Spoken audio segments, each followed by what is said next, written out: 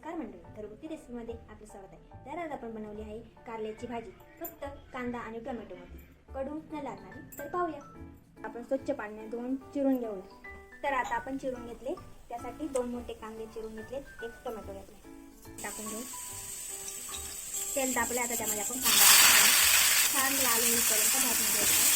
Tomato, हिंग, कारले टाकून घेऊ.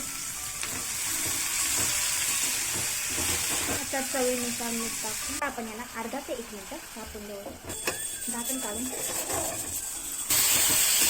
आता आपण त्यामध्ये 1 चम्मच मिरची पावडर, अर्धा चम्मच हळद, छान असं